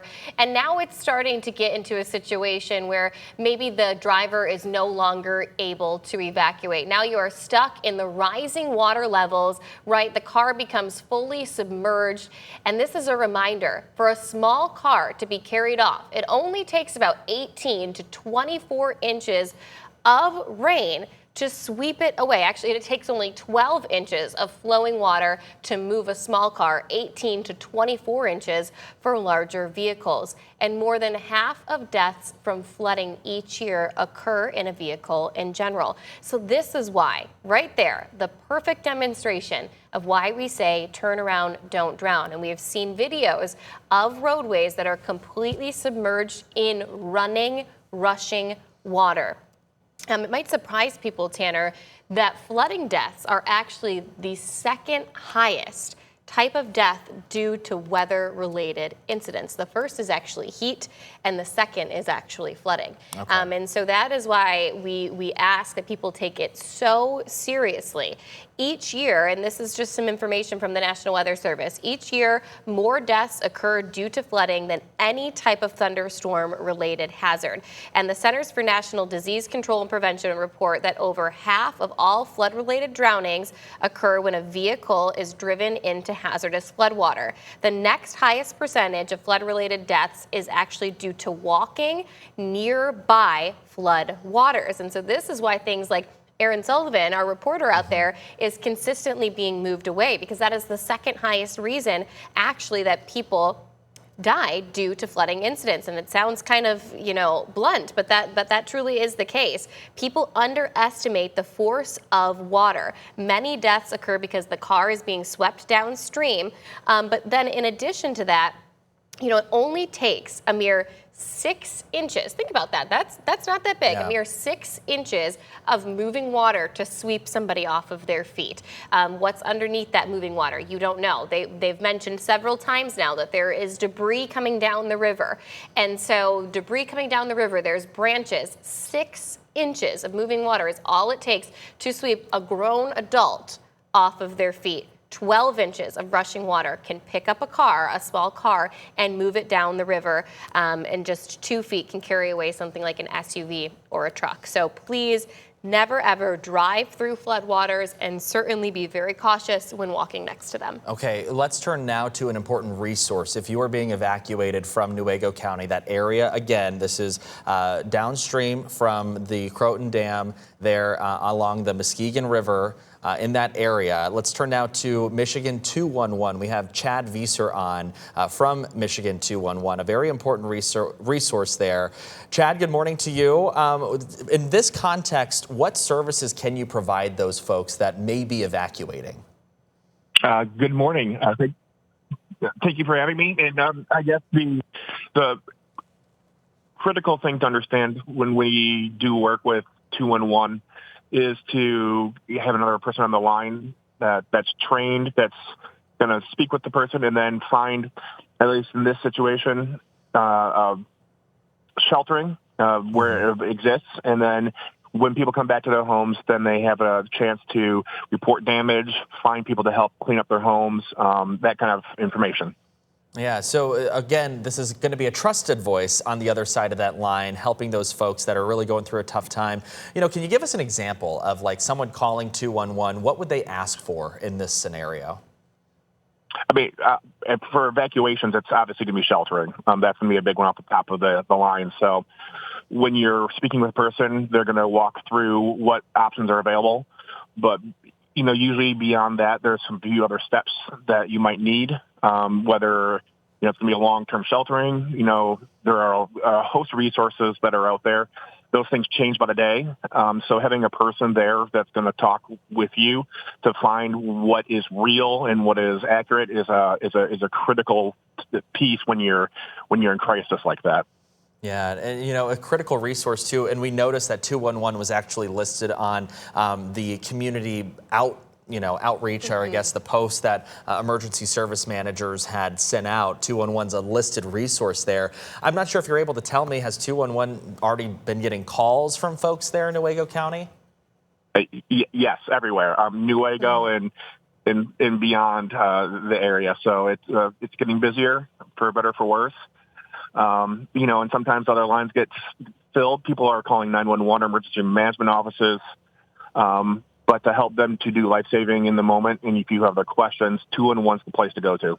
Okay, yeah, and it's a good resource to have on hand. Again, it's just 211 there, 3 numbers, they're right next to each other, something people should really take down. Now, what are sorts of things that you are all taking into consideration when someone calls? Like, for example, there's a difference between someone who's calling who maybe has a family of 4 and animals and they need help versus maybe someone who's by themselves or an elderly person. What are the types of different situations that you guys help them through? I mean, you pegged it. That's exactly the issues to work through. Some people don't have transportation, so you might have to connect a way for a person to actually drive away from the home. Different shelters have different requirements. Some of them allow pets. It's not something that you just preload into a data system and you forget about. It's something that, as I mentioned earlier, changes. So making sure that you're able to have a conversation and then max it up for resources. Or if that resource doesn't exist, make sure that we're getting that information to emergency management as soon as possible so we can find help for a person. What are some of the other services that people along the Muskegon River who are evacuating right now may need to take advantage of with you guys? Is there anything else that you think people should know about with the 211 service that if they're on the line with an operator, they should ask about? I mean, you can ask about getting into the longer-term recovery, too. If you're evacuating, if your house does, end up with water damage, it's a long process, right, to go through cleanup. You might not have the resources available right away to work through some of that. So finding some of those resources out there, volunteer groups that help to clean up, whether it's food and clothing. That's what 211 is. It's a health and human services hotline. So, working through some of those long-term needs is where the real work starts to happen as well. Yeah, can you talk about some of the area partners that you guys have that help people get directly connected with the resources that are available? Yeah, it's a lot of sheltering in this moment. So American Red Cross and other volunteer groups are called VOADs. So voluntary organizations that are active in disaster. I work with them and work on a board with them to make sure that we're plugging resources in as possible. Your community action agencies, your local United Ways. There's that list starts to get long. We could be here for a while, but that's the kind of groups of people that really start to activate beyond just emergency management offices about this time of the year, unfortunately. Yeah, it's a well-connected resource that can help in a lot of ways. So you had mentioned that along the Muskegon River in Newaygo County, you're yielding calls, but what are some of those other locations that you're answering lines from? So we cover the entire state, if that's what you're asking. So yeah, I live up in the River City area. Are you still yielding a lot of flooding calls from different locations too? Yeah, absolutely. Unfortunately. Grand Traverse County, Mayo, Sheboygan, the UP. It's been a busy couple days. Yeah, I'm sure it has. Well, Chad, thank you so much for your time. Is there anything else we didn't ask you that you think is important for the folks of Newaygo County that are evacuating right now that you think that they should know? I think emphasizing that it's as easy as 211, just those 3 digits. If you want to text us, it's 898-211. Please use us. All righty. Chad with Michigan 211, we appreciate your time and thank you so much for the valuable resource that those folks, again, sounds like they're already taking advantage of that. We do appreciate it. Thank you. All right. 211 again is that number. And of course, you can text that line. You can find that information too on mi211.org as well. We want to pivot now. This is an interview that we've been hoping that we would get to do here over the last 2 hours that we've been on 13 Plus with you, doing this live coverage of the evacuation alert in Newaygo County. We have Brian Wheeler from Consumers Energy joining us live now. Brian, thank you so much for your time. I know it's got to be busy for you guys. We were hearing that Consumers Energy crews are already on scene near the Croton Dam. What can you tell us is the thinking, or what can you tell us is the situation on the consumer side of the evacuation alert there? Yeah, and I just want to say thank you for helping get good information out to people right now. There's a lot going on, of course. So the Croton Dam is one of 13 dams that Consumers Energy operates across the state. And I just want to let you know, for starters, that our dams are operating as they should right now. We're committed to safety. Our dams are structurally sound. They're going to be fine today and through this week. We are working to make sure we're communicating with local communities. And of course, in some places, there are flood warnings right now. That's not because of the dams themselves. We're letting water continue down the river. But of course, the fundamental issue is the fact that we've seen a lot of precipitation and continue to see a lot of snow and ice that are melting off that are contributing to those high water levels. Yeah, and I want to ask you too, of course, with the Croton Dam, we have been hearing, at least from Newaygo County officials there in that area, that there's a conversation right now taking place on whether the power should be shut off in that area. Is that something that Consumers is considering right now? Yeah, I don't know specifically about that, but I do know that we're having conversations with local emergency officials in areas where there could be flooding or extreme water damage. So we are prepared when necessary to turn off power in certain areas if there's a high degree of water damage or flooding. So at this point, we've not activated anything that I'm aware of. We will communicate. We will work with our local emergency partners so that people understand what's going on. We strive to make sure we're limiting that impact if we are in a situation where we're asking people or we're discontinuing power in any way. So at this point, I would say stay tuned, keep in touch with your local resources with Channel 13, and know that we're working with our local officials. Our dams are operating as they should. And if there's a need to communicate locally about any other impacts, we'll be doing that for sure. When you say the dam is working as it should, I guess, just familiarize people at home what the process, or I guess what the purpose of a dam is and how that works into the electricity grid. Absolutely. We generate electricity from various sources, right? Natural gas, solar, wind, and also our dams. These 13 dams provide electricity that serves all Consumers Energy customers. So fundamentally, their job is to work as generators, making electricity. And really, in many cases, most of the cases, the dams simply are a conduit. Water goes through the river, goes through the dam, and continues on its way. We don't hold back water flows in any significant way because we don't want to damage or change the natural course of the river. So that's something that's important to understand. Our dams are standing, they're working as they're supposed to, they're built to be available and doing their jobs, even in the most extreme conditions like what we're seeing right now. So there's a lot going on. There are some private dams in other parts of the state where that situation may be different. But if you're a neighbor of the Croton Dam, know that we're going to be there on site doing our job. The dam will stay as it should. And then, of course, listen to your local officials for other flooding or other impacts. At this point, do you think there is a scenario in a case where you guys would shut off power in that area? And if so, what would that be? Yeah, it's hard to say exactly. I think we work to, like I said, really limit the impact. I know in Osceola County and Everett, I believe there are 3 or 4 residences where we have disconnected power. So very limited impacts here in that perspective. But what I would say is, your first concern, of course, is going to be flooding, a lot of water coming into rivers and systems across the state. So that's the fundamental first concern. We communicate with our local leaders, with emergency officials to find out, if there are properties or homes that are going to be significantly underwater or causing a sort of public safety concern. That's where we will step in. Yeah, we know that we have Consumers Energy crews on the ground there at the Croton Dam. We saw a reporter had said that they saw the crews there. If you know, can you walk us through what those crews are doing there at the Croton Dam so we can let people know what they're seeing if they're driving by? Yeah, I've not been to that location myself today, so it's hard to say exactly. But I know we have all of our resources focused on really this extreme weather, this significant situation we're seeing, not just near the Croton Dam, but across the state. We have boots on the ground near the Sheboygan Dam, which is facing far more significant concerns right now in northern Michigan. And so, we're really maintaining, monitoring 24/7 to make sure our facilities are working as they should and that things are okay. I can speak to the Houghton Pile Dam, which is on the Manistee River in Wexford County. We are doing some additional erosion control work around the dam today. So, we assess that situation. We make the call if we need to make any sort of updates. And as soon as we hear from any issues with local emergency officials, our people who lead our communities, we're there to respond, provide the best service we can under challenging circumstances. Okay, and you mentioned Sheboygan County too. If we can quickly touch on the Sheboygan Dam up there, what is the situation up there? We know that I think that's been the one that's really been in the headlines the last couple of days. We heard from Michigan 211 just recently about the calls they're fielding from Sheboygan.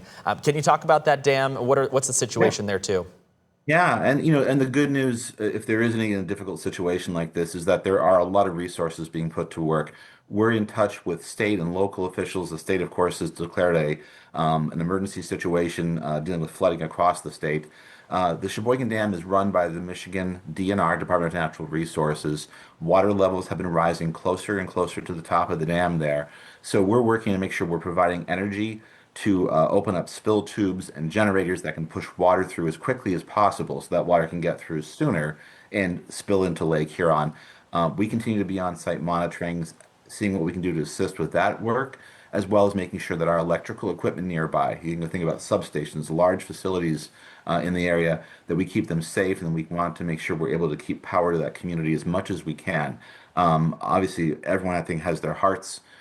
Their thoughts are with Sheboygan, that community, hoping that dam can hold and we get through these next couple of days.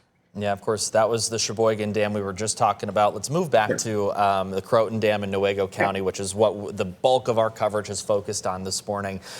You said the Croton Dam is working just fine. Everything's all good. With the dam, we heard from officials that the dam is structurally sound.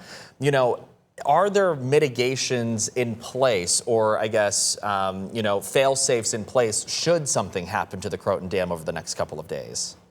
Well, we operate these dams 24/7 every day of the year. And so, we build in emergency plans. A lot of our time and effort is spent to make sure that the dams are operating safely, reliably around the clock under normal circumstances. But, we're into situations, of course, where we're preparing, reviewing our emergency plans and building contingencies. We're confident that the dams will remain structurally sound through this week, through this challenging weather time that we're seeing. But if there are any issues that we need to address, we will address them in real time. If there's any information to communicate to the public, that's where people will hear from us or from your local emergency managers. Yeah. And beyond just, the ongoing flooding concerns here in West Michigan, I mean, you all have been contending with countless rounds of severe weather, hailstorms, windstorms, 8 tornadoes touching down in the state of Michigan Tuesday night. I mean, how are your crews faring through all of this? Yeah, we love Michigan, right? But there are times where Michigan weather can definitely, throw a few challenges at us. We saw about 70,000, more than 70,000 homes and businesses were affected by this week's severe weather. We're mindful that that's continuing not just today, but even into the weekend. So Consumers Energy is working to restore the power to the last of those customers who have been affected so far. And our commitment doesn't stop there. Electric line workers in particular are people who can work 16 hours at a time. They're committed. We're committed to getting power back on where there's any issues. They work those 16 hours, take 8 hours for rest, and then return to that situation. We certainly hope that the weather can give us a little bit of relief compared to what we've seen in the forecast, but it's our job to be prepared, just like it is yours and all of our communities. If we do see any issues, we will restore power. If you have any issues as a customer, call us 800-477-5050. All right, and if we are not signed up for those text messages or alerts that can go directly to our phone, how can we do that, especially for those folks that might need those alerts in the coming weeks? Yeah, this is a good time if you're, if things are normal for you in your household, go to consumersenergy.com/outage. consumersenergy.com/outage. We have tips, we have information. You can sign up for text alerts, email alerts, so that we can provide information to you in real time if the power does go out. Lastly, making plans for your household is so important, making sure you know what to do in case you do face something out of the ordinary, an emergency. Not just power loss, but of course, flooding or other sorts of concerns that we're talking about here. We want everyone to be safe. We want, at the end of the day, for our coworkers, everyone goes home safely, and that the customers, the people we serve, are okay physically, emotionally, through a very difficult time. Yeah, and I just want to ask too, and I think Sam has one more question as well, and this might be a tough one for you to answer because this actually just popped up on the Consumers Energy outage map. This is for an area in between Croton and Newaygo, downriver from the Croton Dam. Only 115 customers are impacted right now. Is it tough to say what that could be? It says awaiting assessment from the crews on the ground there, but of course, I just want to make sure that you know, we're covering our bases when it comes to folks over there, and there is an outage of about 115 customers right now. Yeah, no, I appreciate you asking. I have to admit I'm not personally familiar with it, so we will work to get you more information now and throughout the day.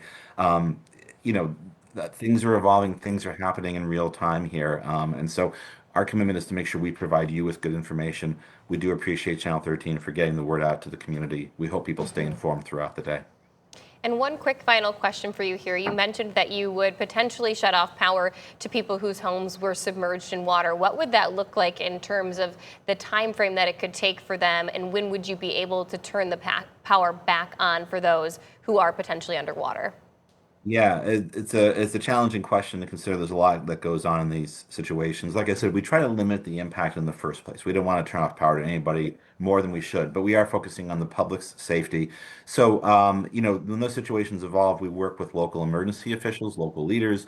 We try to communicate with customers who are involved, and then, you know, make sure that the damage, the window of effect of impact passes as quickly as possible. So I'm being a little bit vague here because it's hard to sort of speak to each individual situation, but you know, we're mindful of that. We think about public safety, power shutoff as being something that's related to wildfires we've seen out west. You know, we've built contingency plans for those sorts of situations, but that thinking also applies to flooding, where we're trying to limit the danger that comes from electricity contributing to already challenging situations. All right. Well, Brian Wheeler with Consumers Energy. I know we threw a lot at you. We appreciate all the answers. You're sharing some very helpful information for the viewers, not only in Newaygo County, but of course across the state of Michigan who might be tuning in. Thank you. We really appreciate it. Let's stay in touch. Thanks. All right. It is 11:39. Let's go now to 13 on your side's Michael Martin joining us live. At last check, he was around the Croton Dam area. Let's join him now. Good morning, Michael. What can you tell us? It looks like you have somebody there with you. Tanner, Sam, we've moved a little bit. We are now down below the Croton Dam. You can see right there, gauging where we're at right now. There are 8 gates in that dam. 6 of them are open right now. And when we're looking at how this compares to previous events, we want to talk to people who have seen it before. I'm joined by Orville Woodman. Now, what does this look like in terms of things you've seen before? Can you remember a time when they've had 6 gates open? It seems like in the late 80s, like 86, thereabout, we had a lot of dams going. It was just kind of about where it was back then. And the way that the Croton Dam works is they have these gates that open and close, and so they've got 6 of them open now. They've got 2 more that they can open, but after that point, there is some concern, right? Yeah, I would say I'm sure they're all concerned right now. But even with the rain we had last night, it hasn't gotten here yet from a lot of the tributaries. So. And the environment here, you traveled, what, 15, 20 minutes just to, you wanted to see what it looked like in person, right? Yeah, it's kind of a kick, you know. Yeah, nature's power, you know. It is something fierce to look at. It's pretty incredible to see that water and the force of that water coming out of the dam. And you're certainly not the only one. There's a lot of people here. People are bringing their dogs, their kids.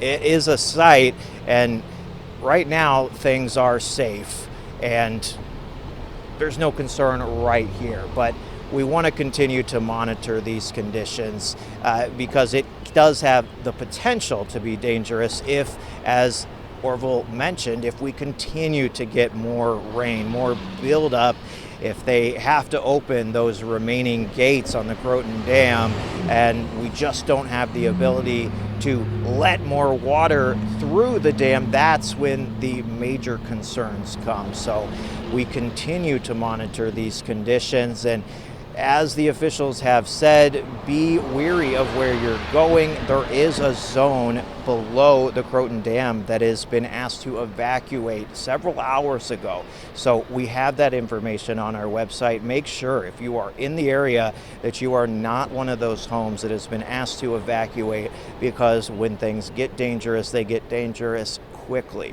So while there are a lot of people checking this out, just be careful today in this area and be mindful. Watch the weather reports. We're going to continue looking into things. We're going to continue to monitor these conditions, and from every vantage point we can, and bring that information to you.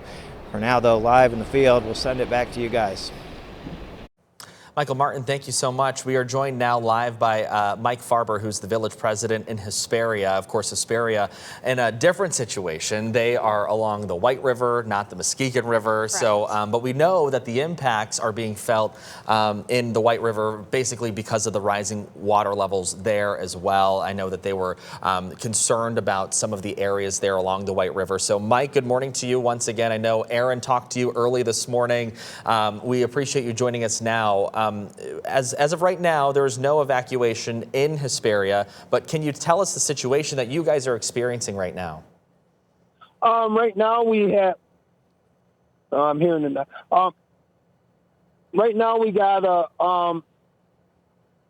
we're just monitoring the river. It's with the water going over it. We've got our spillways are working the way it's supposed to, and that's about the max what we're doing. The fire department has been going down, checking with residents, evaluating damage anybody would have, and it's just a matter of monitoring and waiting to get some good weather. Yeah, right. I know. We're hoping that at some point we can get you guys some sunshine. We would love to see some too. Can you kind of talk about the arms of the government there in Hesperia at play? You mentioned the firefighters, you mentioned first responders. What is that teamwork like to make sure everybody's okay, even though, you know, we're not at the White River, or at the White River, we're not seeing any sort of evacuations now. We're just, you know, monitoring things. So what does that partnership between all of your departments there look like? It's a real good relationship. Everybody is working well together. Between Oceana and Newaygo counties, everybody works well. You know, the community comes together good, and everything is going really well. Yeah. What have you been hearing from emergency management officials in your county about the situation on the White River? Are they also monitoring it? And if so, what are their concerns as of right now? Yeah, emergency responses is monitoring the river right now too, and we're concerned like with bridges, if it gets up to them, if they got to close them. But right now it's just a matter of wait and watch. Yeah. What does the action plan look like for that area around the White River if you guys have to move or, you know, make moves in any sort of way to evacuate people? Well, that's something that's coordinated in between emergency responses, the sheriff's departments, and the village. And we've got stuff that our engineers for the village have come up with, you know, different criteria of what to do. Let me ask you about the Division Street Bridge. We know that water has already impacted that area in Hesperia. Can you talk about the structure? How is that doing? Is it underwater, or is the structure being impacted? What's that look like? At this time right now, after we took the stop logs out of our dam, it went down and wasn't touching it. But now it's closed, so precaution-wise, we're leaving it closed for just a time. We opened the Michigan bridge because that has more clearage under it. Okay, yeah, and we know that the water levels have risen significantly since we checked in with you this morning. In your words, how have you seen the water in the White River progress? This is the worst we've seen in quite a while. You know, it just, we keep getting hit with storm after storm. And so, like I said, right now, it's the dam is handling it and the spillway's handling it. So as long as we got, right now the sun's out here, and so that's what we need, some dry weather. Yeah, absolutely. Well, we hope to keep that coming for all of you. You mentioned that firefighters were kind of going to different communities and homes and checking in on them. What sorts of damage have you all been finding to residents across the region? I could not even speak about that. I don't know, because they're just going out doing it right now. Okay. Anything else? I mean, I guess in your position right now, in your eyes, what are you most concerned about right now? Obviously, I think there's a lot at play, especially on both rivers that we're monitoring. But for you specifically in the White River, you know, what are you monitoring yourself, or what are you most concerned about? My biggest concern is the public safety. That's the biggest thing. Everything else can be replaced and fixed. Yeah, absolutely. Any resources there in Hesperia people might be able to take advantage of? Or I know that you guys are kind of in an interesting spot. It's Hesperia, for those that don't know, is kind of in both Newaygo and Oceana counties. So any resources that you would recommend to people in those areas if something happens there on the White River that you know of? If we have to do an evacuation, the school said that they would open up and make us an evacuation center there if we would have to. And what's the best place for people to get alerts about the White River there in Hesperia, or in Newaygo or Oceana counties, or anywhere along that White River floodplain? Yeah, Oceana emergency responses. Okay. Or Newaygo emergency responses. Okay. Mr. Farber, is there anything else that we didn't ask you that you think is important to let everybody know, especially as it concerns with the White River there?